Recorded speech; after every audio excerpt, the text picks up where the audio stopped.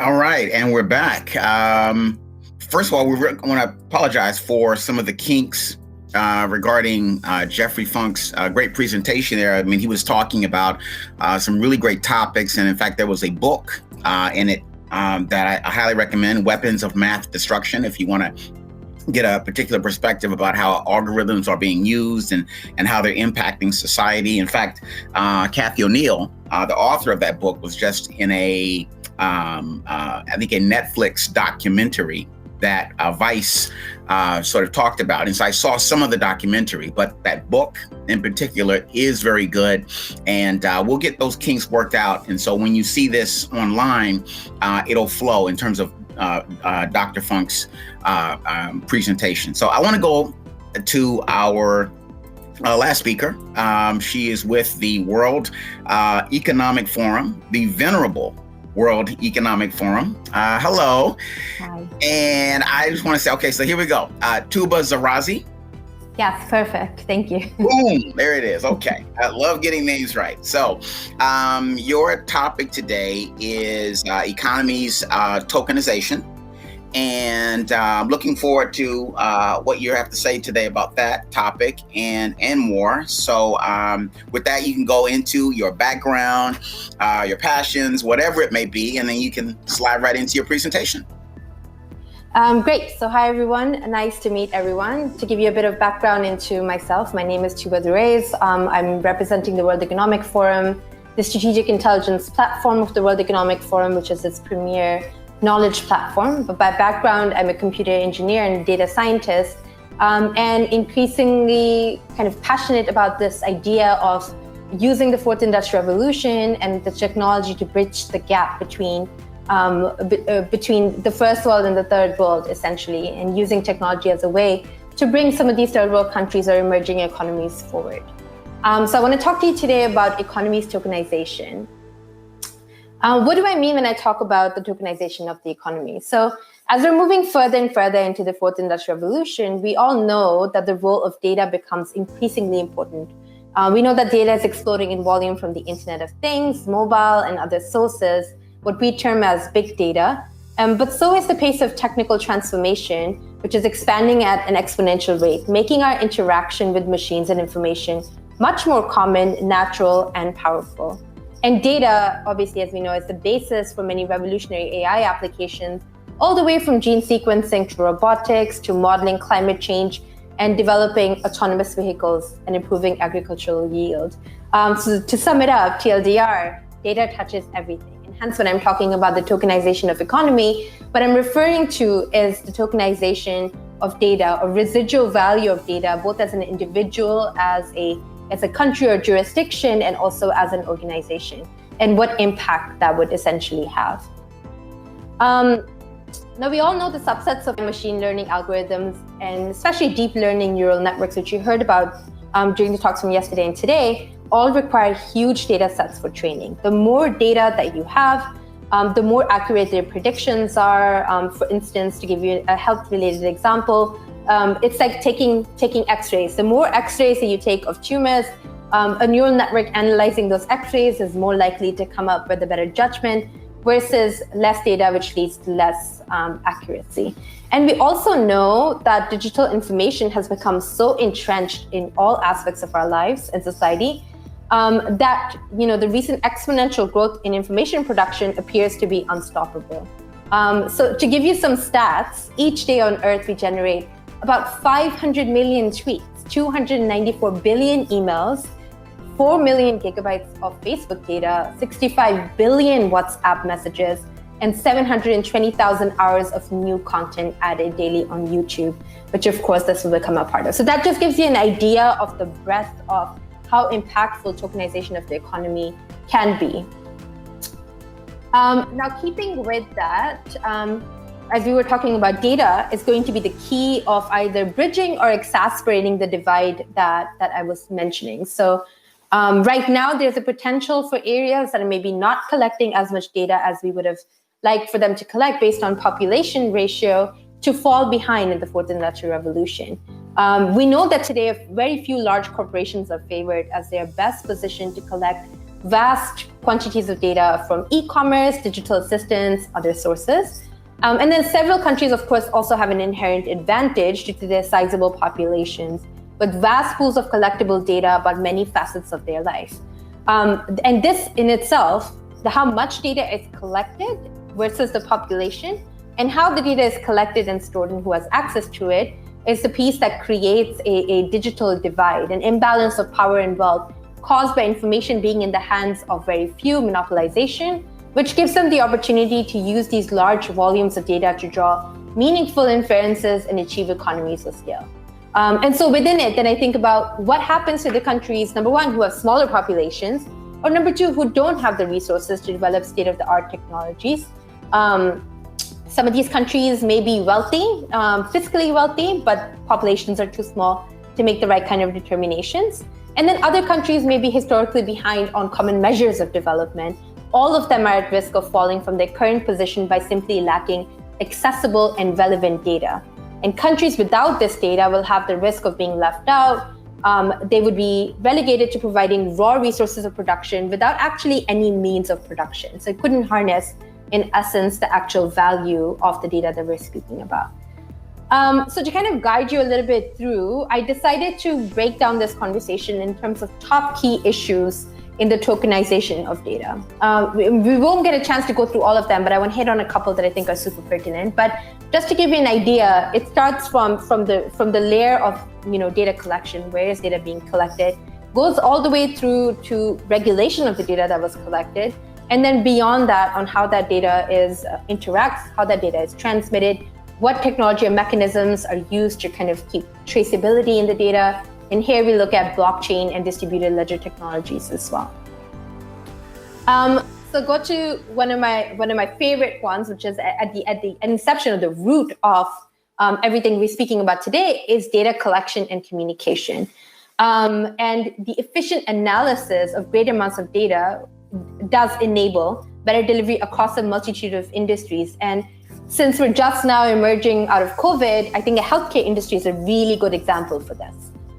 For policymakers who are analyzing health data, it can help them understand what the global burden of the disease is and more efficiently monitor and evaluate public health efforts. Now, tech advances expanding the use of so-called big data or complex digital information could be quickly analyzed in unprecedented quantities. And we saw an example of that during COVID, where we saw that folks who had ready available access to data, who had better kind of hygiene on how they were collecting data, were able to start clinical trials a lot faster. But I do want to point out that simply improving the quality of data across health systems, prevention, nutrition, demographics, it's not sufficient, right? So you need comprehensive data. So when I speak of health data, I'm not necessarily talking about specifically your healthcare monitors. I'm talking about how your healthcare monitor data interacts with your smart device data, so how many steps you're taking, etc., combined with your traffic data, so how I'm going, where I'm going, and how all of those kind of help paint a better picture of what your health looks like. And Japan has actually done quite a lot of work around this on building better data economies in that sense. But anyways, to boil it down, it all starts at the data collection and communication, and your hygiene around how you decide to do that plays a huge important factor in then what you could eventually end up doing with the data itself. Now, the second piece of the equation is data governance and sharing. Now, why this is so important is you can collect the best data in the world. If you're collecting it in a silo and not allowing it to interact with other data sets, then the kind of information that you can derive from it is going to be very limited. The sharing of data, use of software, the operating layer that's necessary to generate and process it, the models that are trained on it, are all becoming key aspects of any research process. Now, data sharing enables the verification of published scientific results, and then again, the reuse of data, something that's ideally put into practice by not just companies, but also governments. So public sector plays a huge role in this. Ultimately, sharing data with whether it's shareholders, electorate, scientific community, it does provide better accountability and transparency. So if there are 5 or 6 data sets that are held to a higher standard, by default, if you want to have your data set interact with those, you would have to adhere to those standards. And this is a way in which the public sector can kind of step in and create better policies around data hygiene, allowing for the whole world to basically have much better data sets. Predictive modeling is one of the most common and promising applications of modern data science.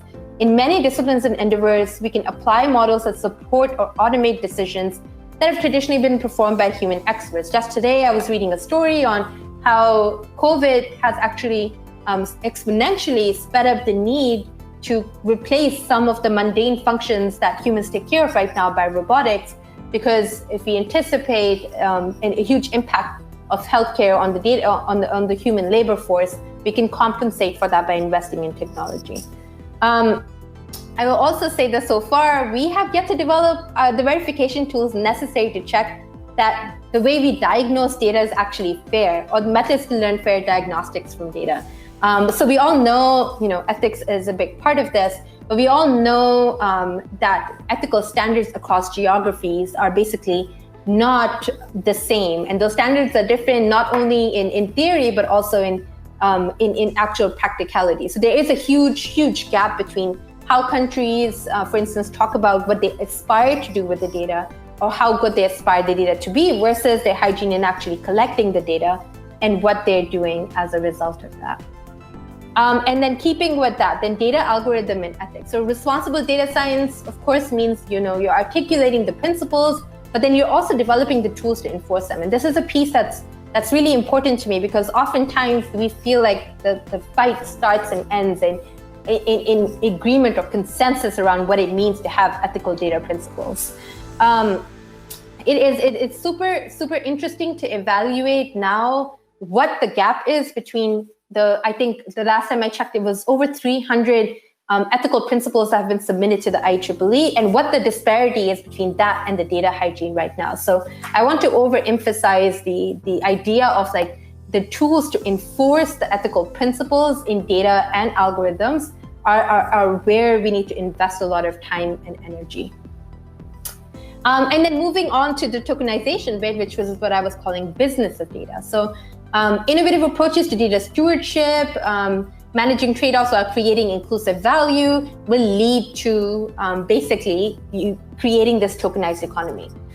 So we know there has been increased digital connectivity. I was talking about that a little bit earlier, and it has led to unprecedented volumes of online data. So according to the IDC, the global data sphere will grow from 33 zettabytes in 2018 to 175 zettabytes by 2025, and 3/4 of the world population will interact with data every day. So just to take a step back and think about that number, the 3/4 of the world's population is interacting with data every single day. And then on top of that, you add the business layer of companies and governments who are using data to try to add value by delivering, whether it's personalized healthcare, we spoke about that, building smarter cities, public services, etc. So companies and governments are increasingly using that. And data, about the COVID-19 example of contact tracing, where data was a very key factor, and jurisdictions working together to capture contact tracing to reduce the spread of COVID-19. Now, with that comes the flip side of the coin, which is as data is becoming increasingly useful, it is also becoming a source of economic value. And there's mounting pressure to change it in a way that benefits everyone and not just specifically certain monopolies, as we were speaking about. It means respecting personal freedoms like privacy and security, and actively preventing the use of data to perpetrate human rights abuses or to discriminate. And we know that governments are starting to introduce laws and regulations to enforce responsible data use, such as our world famous GDPR. There is a new law out in California recently that also tracks quite heavily on privacy as well. But while governments are working on that, I think the one piece that still remains missing is looking at what is the economic value of data for an individual. Which is what I'm referring to tokenization of an economy, is not just having that value come through organizations, not just having that value come through public sector, through government entities, etc., but having your value, having that residual value come down to the individual as well. So which brings me to my final point of a data exchange. So in a utopian scenario, there's a possibility to realize that the vision to create an exchange for the value of data, much like commodity exchanges. So what I would equate that to is most often, it's a concept we all understand, which is monetization of music or residual value of music. So an artist creates a song, an artist shares the song, and they continue to make money off of that song long after the song has been released.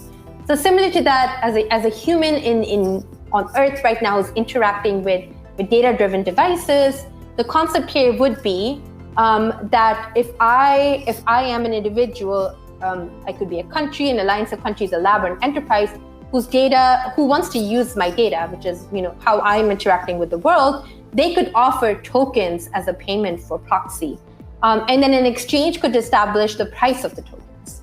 And then as data exchanges publish value, people could see the value of their data and make an informed decision on whether they would like to provide this for the exchange.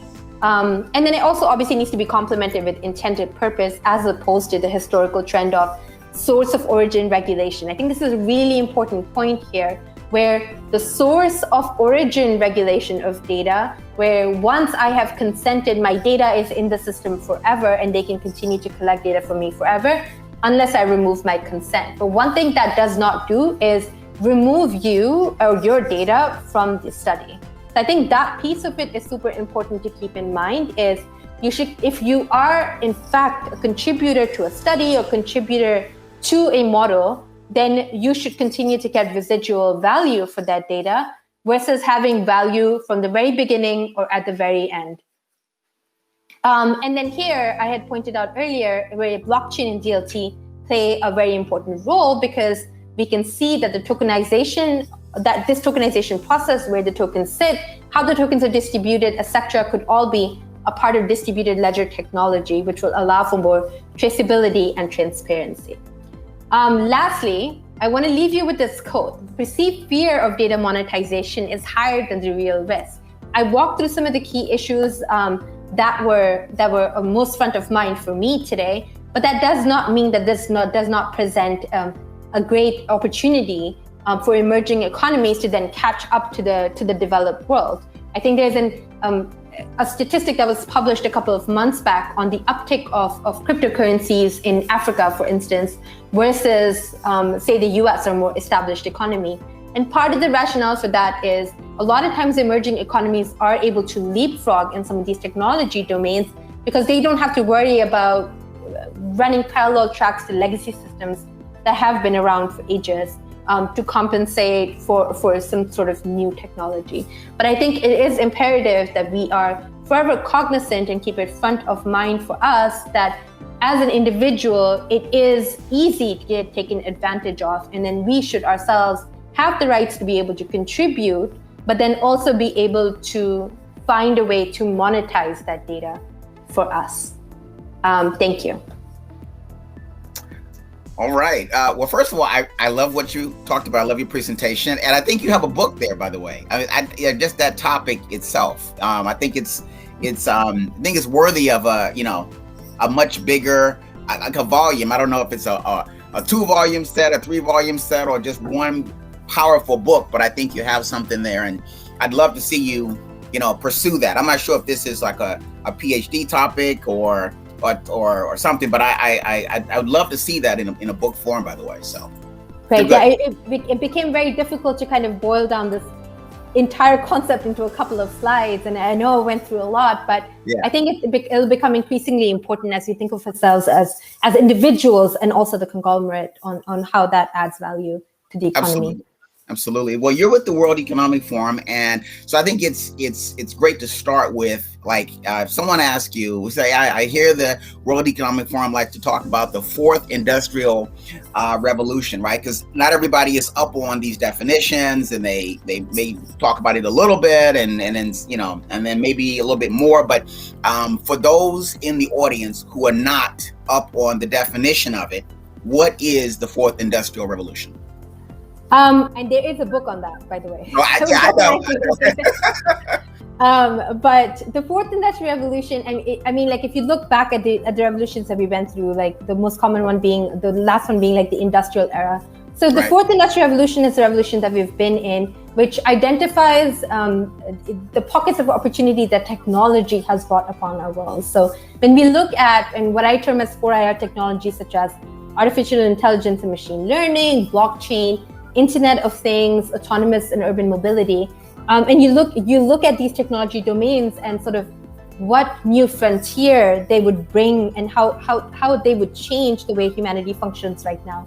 That is what I would encompass the fourth industrial revolution in. I think the difference between 4IR and some of the previous technology domains is it doesn't just sit at the precipice of one technology in itself, but it's a long and extended process of the introduction of these technologies into a funnel to try to morph the way we operate. Right. And for someone who is, so they're aware of this and they know certainly the environment that we're in, how would you quell the concerns of individuals? I mean, obviously there's always going to be a concern about something, but obviously there are ethical concerns, around fourth industrial revolution. It could be, because you talked about it, data privacy, data governance. I know there's algorithmic bias, and then also another issue that doesn't really get a lot of print is really the lack of inclusivity in terms of technology design. So can you speak to maybe that? I'm not sure how you would answer it, but those are three of many, I'm sure, concerns, but I know those are kind of front and center.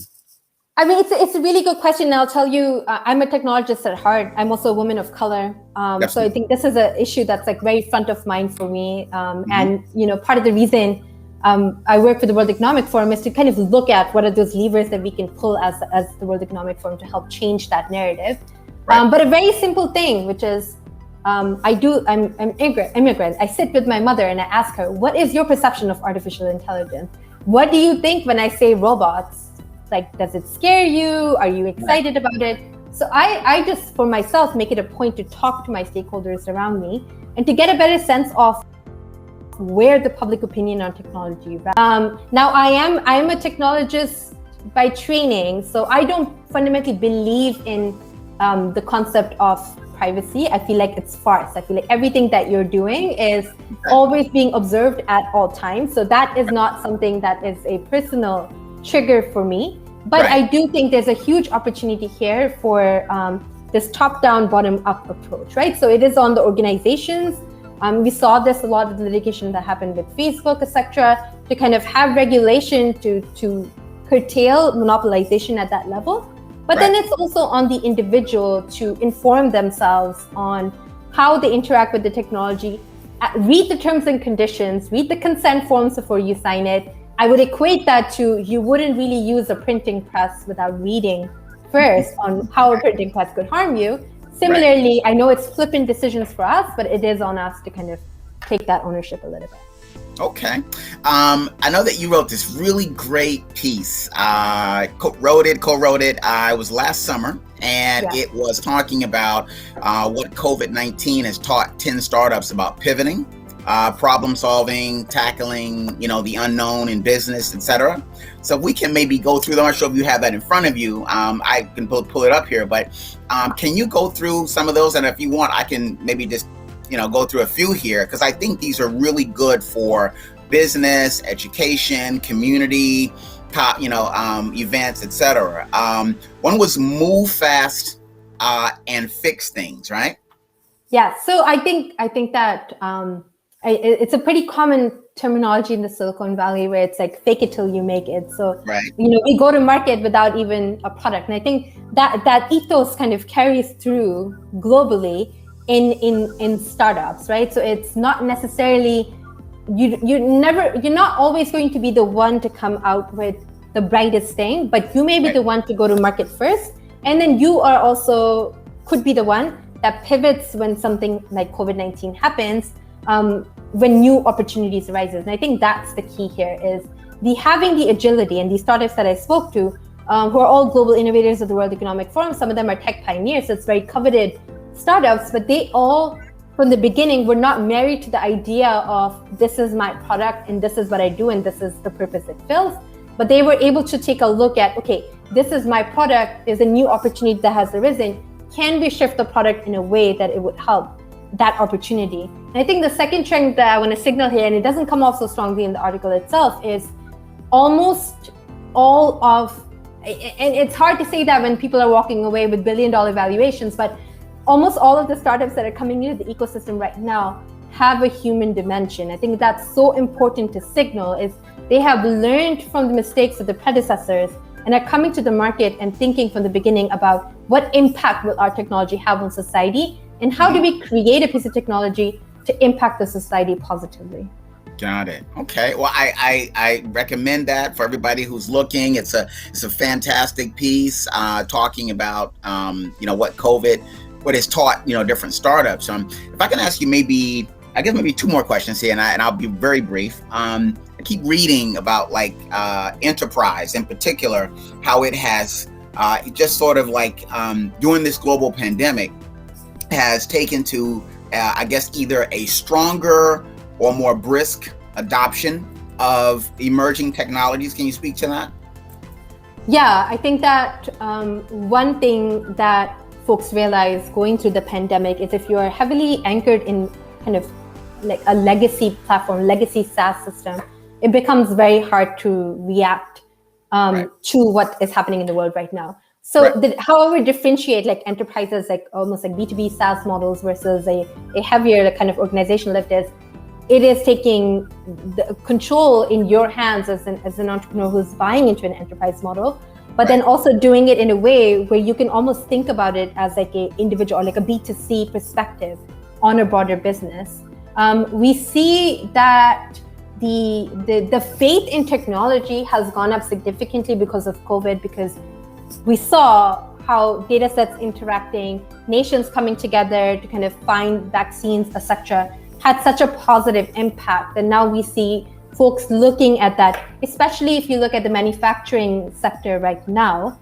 There is this heavy flow of intel sharing. So manufacturing sector would be one, and DeFi, so development finance would be another, where you see a huge uptick in the adoption of technology based on some use cases from COVID.